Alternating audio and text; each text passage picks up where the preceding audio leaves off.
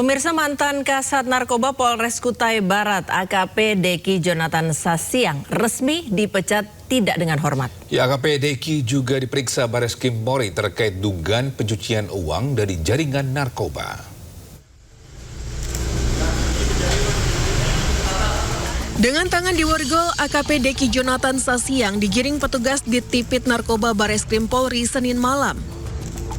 Mantan Kasat Narkoba Polres Kutai Barat itu diperiksa terkait dugaan tindak pidana pencucian uang hasil bisnis narkotika.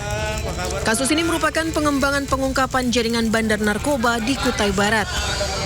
AKP Deki diduga menerima aliran dana dan menjadi pelindung peredaran narkoba di Kalimantan Timur. Sore hari ini kami menjemput AKP Deki dari Polda Kaltim untuk dibawa ke Bareskrim Polri akan menindaklanjuti terkait tindak pidana pencucian uang. Permintaan maaf di depan sidang, sanksi administrasi berupa penempatan di tempat khusus selama 26 hari, pemberhentian tidak dengan hormat.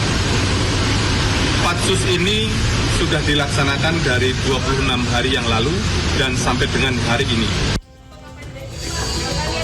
Penyidik masih mendalami keterlibatan pihak lain dalam jaringan narkoba tersebut.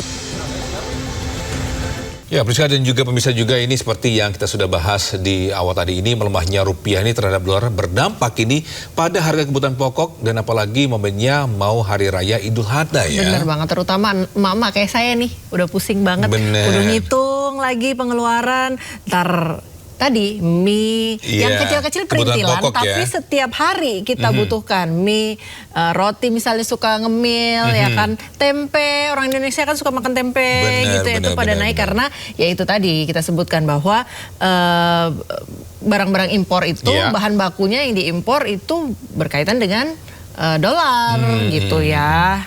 Ya kita tunggu deh bagaimana ini langkah pemerintah dan kita tunggu bagaimana Presiden nanti menyampaikan pidatonya atau laporannya di DPR nanti jam 9 pagi ini ya.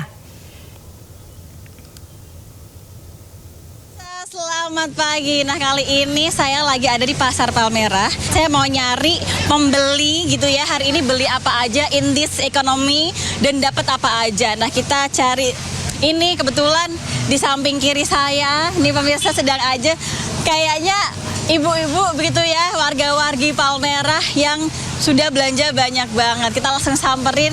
Selamat pagi, Ibu. Oke, Ibu minta waktunya sebentar ya, Bu ya. Bu, kenalan dulu, nama saya Rida. Ibu namanya siapa, Bu, kalau boleh tahu? Ibu Yanti. Ibu Yanti. Iya. Oke. Nah, ini kita liatin juru kamera kami, liatin dulu belanjanya. Ini tempe, Bu. Tempe Wah, ya. banyak banget. Tempe. Ini tempe. Ini ada brokoli, percapcayan nih buat capcay-capcay itu, brokoli, capcay, wortel, buncis, ya, buncis ya. Ini Ibu beli tempe sebanyak ini nih, ada 5 nih. Ini dapat harga berapa, Bu? 5.000 satu potongnya. Kayaknya biasa aja sih. Normal aja, 5.000-an aja. Ini saya lihat ada cabai nih yang biasanya mahal. Ini mahal nih. Tapi ini aku beli 5.000 doang. Oke, ada bawang. Boleh liatin ke kamera satu, Bu? Kayak gini aja nih, 10.000 apa berapa ya ini? Ya 10.000. Oke, ini kalau kita lihat gitu ya, harga-harga bahan-bahan kadang tuh naik. Ini juga nanti menjelang Idul Adha naik. Nah, kalau Ibu biasanya ngakalinya gimana sih? Misalnya beli kayak gini, Bu, gitu. ngakalinya biasanya? Ya kita biasanya belinya 2-3 hari sebelumnya. Kalau bumbu-bumbu stok, ya 2-3 hari sebelumnya kita beli. Kalau ada kulkas ya taruh di kulkas gitu ya. Kacang panjang, kita kan biasa bikin sayur kacang panjang, tahu apa segala 2 hari sebelumnya. Ya biasanya kayak gitu aja sih, kita mensiasatinnya udah gitu aja. Nah, pemirsa, ini dia ternyata belanjaan dari warga-wargi Palmerah ya, Bu. Iya. Hari ini dari Palmerah saya Amrina Rida dengan juru kamera Ahmad Putra dan juga Ibu siapa, Bu? Bu Yanti. Ibu Yanti. Sampai jumpa. Dadah. Pemirsa, Hotman Paris, kuasa hukum PT MNC Asia Holding mempertanyakan putusan perdata dalam perkara PT CMNP melawan kliennya. Ya, keputusan telah berkekuatan hukum tetap di tingkat Mahkamah Agung, namun berubah di 2026.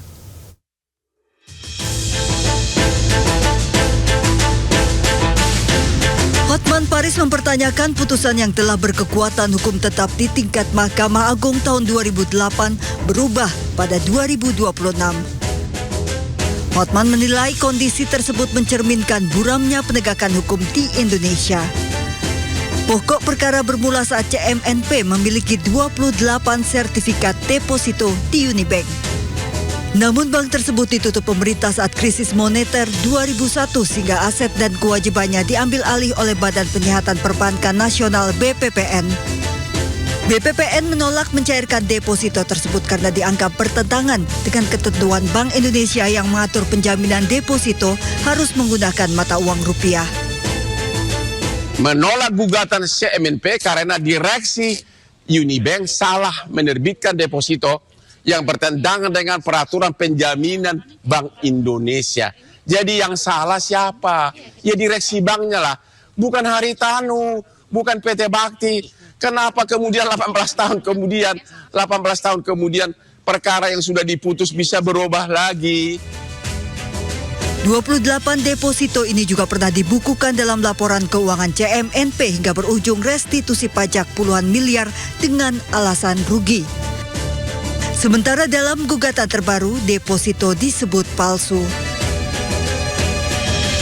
Informasi selanjutnya pemirsa, jelang Hari Raya Idul Adha, sejumlah peternak sapi di Sidoarjo, Jawa Timur kebanjiran pesanan. Ya, pembeli sengaja memesan sapi kurban ke peternak langsung. Selain harga lebih murah, sapi kurban yang dijual di kandang peternak dijamin lebih sehat dan berkualitas.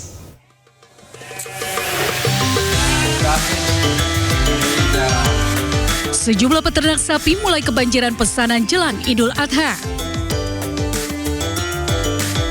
Seperti yang terjadi di kandang sapi milik peternak sapi Nuri yang ada di kawasan Sidoarjo, Jawa Timur. Meski dirinya tidak pernah memasang iklan atau jualan di pinggir jalan, namun sejumlah pembeli datang sendiri ke kandang sapinya untuk memesan sapi kurban. Para pembeli yang datang memiliki spesifikasi tersendiri, mulai dari harga jual yang lebih murah, kualitas dan kondisi sapi yang dijual lebih sehat dan dijamin kebersihannya dibandingkan dengan sapi yang dijual pedagang sapi musiman di pinggir jalan. Untuk jenis sapi kurban yang dijual di kandang, rata-rata peternak menjual sekitar 20 hingga 50 juta rupiah per ekor, tergantung dari besar dan jenis sapinya. Setiap harinya di tempat ini dapat menjual sapi hingga 6 ekor. Selain itu, peternak memberikan kesempatan kepada pembeli untuk menitipkan sapi kurbannya di kandang agar dirawat secara gratis dan baru akan dikirim sehari sebelum pemotongan hewan kurban. Sangat terjangkau. Iya, bersahabat, sangat bersahabat. Sekitar 4 biji, iya, 4 ekor. Iya, sudah sering sini. Sudah. Harga 35 juta. Sampai berapa kira-kira? Paling murah 20 juta, 35. Kalau mau pesan yang besar juga ada, Pak. Gitu ya. Harga 50 ada. Dari Sidoarjo, Jawa Timur, Pramono Putra, iNews melaporkan.